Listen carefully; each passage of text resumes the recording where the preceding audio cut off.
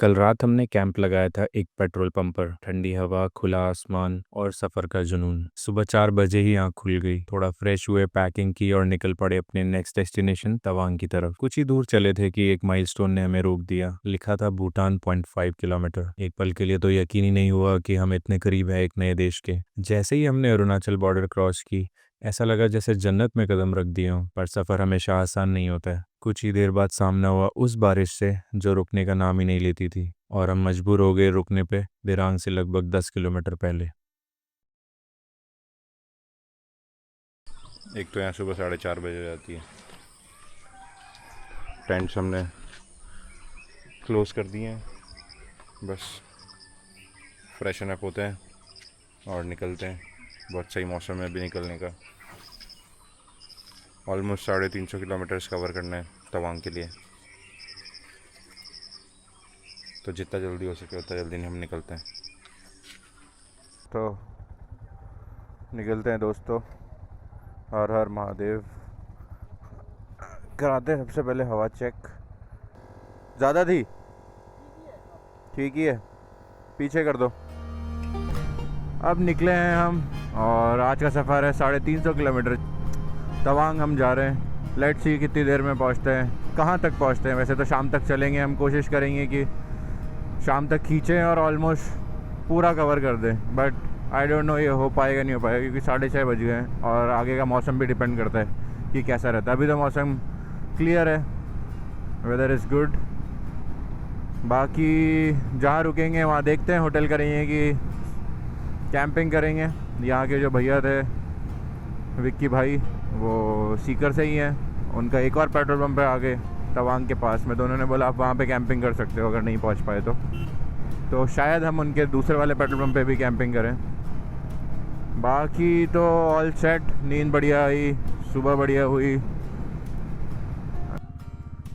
Bridge बंद है। सुबह की चाय विद व्यू। क्या ही है,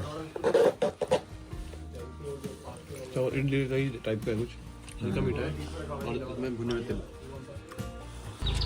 तो ये थी बोडोलैंड की कोई जगह है, कोई चौक है, गोमता चौक। निकल रहे हैं यहाँ से, बस चाय भी है और कुछ बिस्किट खाएं। चलते हैं अपने सफ़र की ओर। मौसम और रोड दोनों ज़बरदस्त। तो ये जो पेड़ दिख रहे हैं, कुछ तो जैसे नॉर्मल से पेड़ है, बाकी जो दिख रहे हैं आपको लंबे लंबे, वो आपको लग रहा होगा कि नारियल के पेड़ है, तो वो नारियल के नहीं है। इनमें से कुछ ही नारियल के पेड़ हैं, बाकी यहाँ के पेड़ जो हैं वो है मोस्टली सुपारी के। यहाँ से ही सुपारियाँ एक्सपोर्ट होती है, आसाम से ही, पूरे all over the India. North east public school, schools है, स्कूल की चेक पोस्ट है ये। और जो ये है बोडोलैंड, डेविड भाई ने बताया कि बोडोलैंड वही होते हैं जो कि एकदम बॉर्डर एरियाज़ पे जो लैंड होता है उसको बोडोलैंड बोला जाता है। तो आई थिंक हम आसाम की बॉर्डर छोड़ने वाले हैं और अरुणाचल की बॉर्डर स्टार्ट होने वाली है थोड़े टाइम में। बाकी अरुणाचल के पहाड़ हमें दिखना स्टार्ट हो गए। आई होप ये अरुणाचल के ही हों, लग तो रहे हैं कि, क्योंकि ख़त्म होने वाले हैं तो अरुणाचल के ही पहाड़ हैं।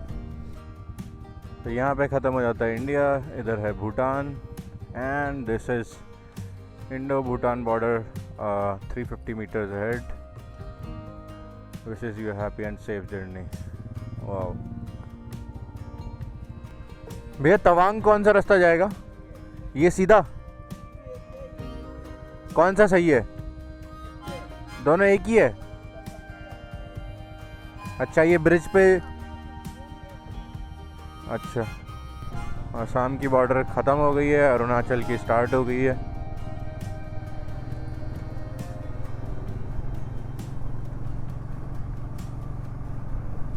वाओ, 8 बजे हम अरुणाचल में एंटर हो गए हैं, क्या बात है। Thanks for visiting Assam and also welcome you guys in Arunachal Pradesh. तो रोड थोड़ा ख़राब सा है, बाकी मौसम एक नंबर है। जो पहाड़ी पीछे से देखते देखते आ रहे थे, अब उसी पहाड़ी पे चढ़ेंगे। ये भूटान की पहाड़ लग रहे हैं मुझे। पहले हम अरुणाचल के सोच रहे थे, बट अभी पता चला है कि 500 मीटर पे ही भूटान स्टार्ट हो रहा है, तो ये भूटान के ही पहाड़ है। ओके, गूगल मैप्स चल नहीं रहा है तो हमें देखना पड़ेगा कि तवांग कौन सा रास्ता जा रहा है। Not sure. Arunachal Pradesh police लगा दी है चेक पोस्ट पे बाइक। शायद चेकिंग होगी या फिर कुछ एंट्री वगैरह होगी, जो भी चीज़ें डॉक्यूमेंट्स वगैरह चेक करेंगे। जैसा कि आप लोगों ने देखा, अभी हम हैं अरुणाचल प्रदेश की बॉर्डर पे। चलें। अब पास बनाने के लिए, मतलब यहाँ पे अंदर एंटर करने के लिए हमें चाहिए होगा ILP, जो कि होता है इनर लाइन परमिट। ये ऑनलाइन भी बनता है और ऑफलाइन भी बनता है। हमें इसका कोई आइडिया नहीं था। ऑनलाइन अब हमारे पास टाइम नहीं है, और जो भैया थे चेक पोस्ट पे, उन्होंने बताया कि ऑफलाइन ऐसे बनेगा कि यहाँ पे साइबर हब पे पहले तो ज़ेरॉक्स निकलानी है आधार कार्ड की, फिर वहाँ दूर कोई एक ऑफिस है, वहाँ पे बनेगा हमारा परमिट, और फिर इनको देना है और ये बनाएंगे हमारा पास। देन हम आगे अरुणाचल में एंटर हो पाएंगे। तो अभी पता चला है कि यहाँ पे एक आधार कार्ड की ज़ेरॉक्स और 2 फ़ोटो पासपोर्ट साइज़ वो होने ज़रूरी हैं, तो ही आपका अंदर पास बनेगा। तो भैया फ़ोटोज़ भी निकाल देते। मेरे पास तो फ़ोटोज़ है, मैं लेके आया था, बट अब देखते हैं उन लोगों के पास है या नहीं है, वरना निकालना पड़ेगा। ये है वो गवर्नमेंट ऑफिस जहाँ पे हम बनाने आए हैं परमिट। गवर्नमेंट ऑफिस प्लस घर बहुत।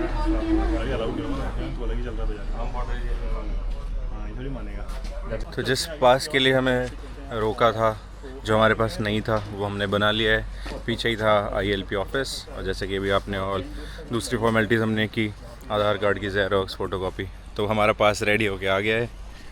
और ये है वो पास, 10 दिन का हमने बनवाया है। बाकी देखते हैं अगर कुछ ऊपर नीचे होता है तो ये मैंडेटरी है यहाँ बनवाना, क्योंकि कुछ तो वेस्ट बंगाल का एक रूल्स एंड रेगुलेशन है कि आपको अरुणाचल प्रदेश में एंटर होने के लिए परमिट चाहिए ही चाहिए होगा। Section 3 of Bengal eastern frontier regulation के हिसाब से 1873 में ये बनाया था कि विदाउट इनर लाइन आप क्रॉस नहीं कर सकते। पास हमें मिल गया है, उसके बाद हमने एंट्री करा दी है यहाँ पे। एक गलती मुझसे होगी कि मैं वॉशरूम का गेट खुला छोड़ के आ गया। अब निकलते हैं। Everything is done. अभी हमें कराना है 1-2 डिस्ट्रिक्ट में चेक, और उसके बाद जब हम मेचुका साइड जाएंगे तो दोबारा से एक नया पास बनेगा। और ये पास बनाया हमने 10 दिन के लिए, और अगर 1-2 दिन ऊपर नीचे होते हैं तो कोई दिक्कत नहीं है, बट ज़्यादा दिन ऊपर नीचे होते हैं तो फिर पंगे हो जाएंगे। वैसे होंगे नहीं, हमें रेयर केस में होंगे जब मौसम ख़राब होगा तो चलते हैं, लेके चलते हैं आपको तवांग की तरफ। बाकी मज़ा आया। असम से क्रॉस होके हम पहुंच गए Arunachal. I think this is our fifth और 6th state. All India ride भी गजब ही है, मतलब पूरा भारत देखने को मिल रहा है। और क्या स्टेट है, क्या रोड है भाई साहब, एक नंबर नज़ारे। तो वही पहाड़ हम चढ़ रहे हैं जो हम नीचे से देख रहे थे, और अब पहाड़ पे चलाने का एक अलग ही मज़ा है भाई साहब। एक नंबर मज़ा आ रहा है, एक नंबर। अभी बजे हैं सुबह के 9। कुछ भी खाया पिया नहीं है, लेकिन एनर्जी फुल ऑन।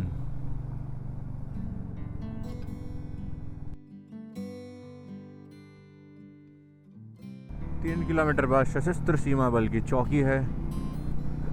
और ये भी सही है कि रोड बहुत सही है, सेक्सी बने हुए हैं। Salute to border road organisation, जिन्होंने इतने बेहतरीन रोड बनाए।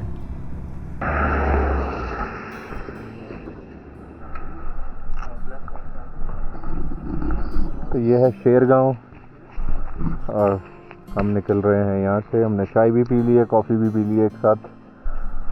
तो अब हम कल तक नहीं सोएगा।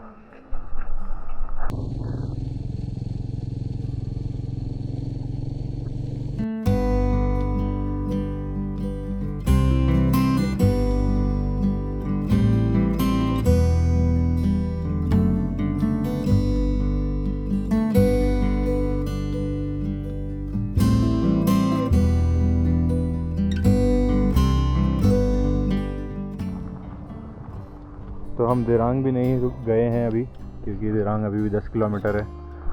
और ये है कालदेन होम स्टे जो कि हमने आज के लिए लिया है। जस्ट मुन्ना गांव से थोड़ा सा ही आगे है ये। आज यहाँ रुकेंगे, देन कल निकलेंगे डायरेक्ट टू तवांग। तो करते हैं यहाँ रेस्ट।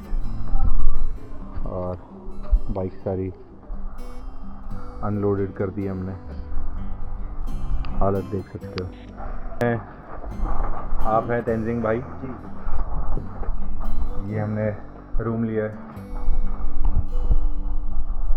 2500 इन्होंने बताए थे, बट हमारे लिए 2000 डिस्काउंट कर दिया। ये हमारा सामान, ये हमारी प्यारी सी बालकनी, और ये है हमारी प्यारी सी वैली। क्या वैली बोलते हैं, इसका क्या नाम है? वैली वैसे अभी इस जो ये लोकेशन है इसको बोलते हैं दोनू। सो दिरांग टाउन से करीबन 8 किलोमीटर पहले।